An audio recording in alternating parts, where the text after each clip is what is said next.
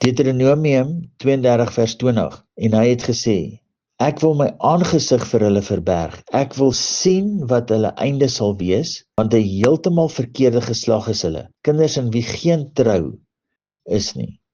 Habakuk 2 vers 4, kyk, sy siel is opgeblaas in hom, en nie reg nie, maar die regverdige, deur sy geloof sal hy lewe.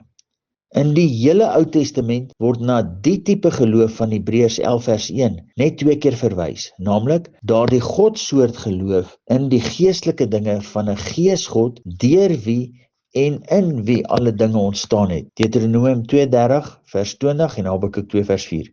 Selfs die werkwoordvorm van geloof kom slegs 30 keer voor in die Ou Testament geskrifte. Die Heilige Gees het op heilige mense van die Ou Testament gekom en ons het hulle as aanmoediging en voorbeeld om die geloof in God te beoefen deur hoe hulle met die teenwoordigheid van God hulle situasies hanteer het. Ou Testament mense het nie 'n geloofsleerstelling beoefen.